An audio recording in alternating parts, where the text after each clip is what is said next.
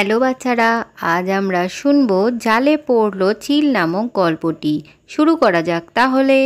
কোনো এক গভীর জঙ্গলে হঠাৎ করে কোথা থেকে একটি দুষ্টু চিল এসে হাজির হলো। সে সমস্ত পাখিদেরই ক্ষতি করতে লাগলো।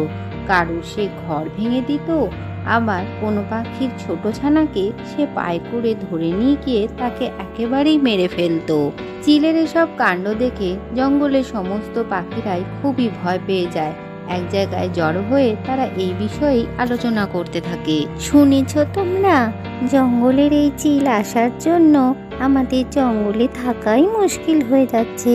কবে সে আমাদের ছানাকে তুলে নিয়ে খেয়ে নেয়, কবে আমাদের ঘর ভেঙে দেয়। এই জন্য তো আমি খুব চিন্তায় রয়েছি। কি যে করি কিছুই বুঝতে পারছি না। কি আর করা যাবে টুনি, আমিও তো কিছু বুঝেই উঠতে পারছি না। তবে চলো, আমাদের মহারাজের কাছে যাওয়া উচিত। সেখানে গেলেই কিছু সমাধান মিলতে পারে। চলো সবাই মিলে সেখানেই যাই। ঠিক আছে, চলো তাহলে আমরা মহারাজ ঈগলের কাছে গিয়েই আমাদের সমস্যার কথা বলি। এরপর সমস্ত পাখিরা মিলে মহারাজ ঈগলের কাছে চলে আসে তাদের সমস্যার কথা বলতে। কি ব্যাপার, সমস্ত পাখিরা এখানে কোনো সমস্যা এসে হাজির হয়েছে নাকি? হ্যাঁ মহারাজ, সেই সমস্যার কথা বলতেই আমরা এখানে এসেছি। জঙ্গলে একটি ভয়ানক চিল এসে হাজির হয়েছে। সেই সমস্ত পাখিদেরই ধরে মেরে খাচ্ছে আর আমাদের ঘরদোরও নষ্ট করে দিচ্ছে। আপনি কিছু একটা ব্যবস্থা করুন। এ বিষয়ে আমি যে কি করব কিছুই তো বুঝে উঠতে পারছি না। মহারাজ, এ বিষয়ে মিনু মাসি আমাদের সাহায্য করতে পারে।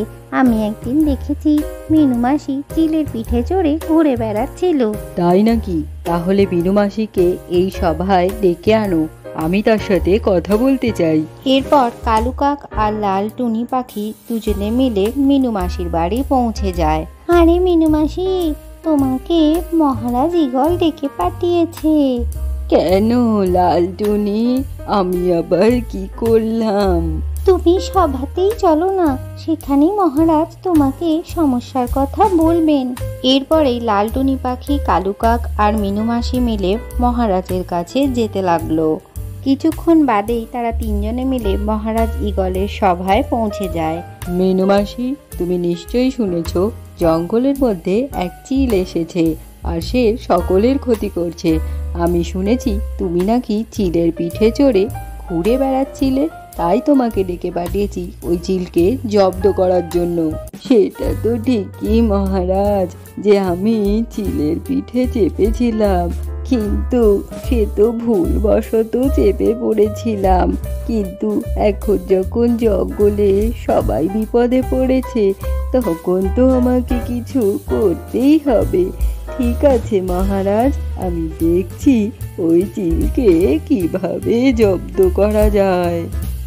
এরপর মিনু মাসি কাক আর লালটুনি পাখিকে কি করতে হবে তার জন্য একটা প্ল্যান বলে দেয়। তার বুদ্ধিমতো জঙ্গলের মাঝ বরাবর তারা একটি বড় গর্ত করে আর তার মধ্যে একটি মাছও ছেড়ে দেয়। আর তখনই সেখানে চিল এসে হাজির হয়। আরে বাহ, আজ তো মনে হচ্ছে আমার খাওয়া দাওয়াটা ভালোই হবে। এই গর্তের মধ্যে তো দেখছি একটা মাছও রয়েছে, যাই নিয়ে আসি। এই বলে চিল যেই গর্তের মধ্যে ঝাঁপ দেয়, সাথে সাথেই সে গর্তের অনেক গভীরে ঢুকে যায়।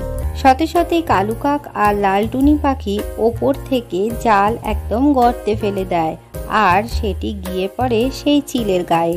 আর চিল সেই জালের মধ্যে পুরোপুরি আটকে যায় আর সে জোরে জোরে চিৎকার করতে থাকে, বাঁচাও, বাঁচাও আমাকে, কে আছো?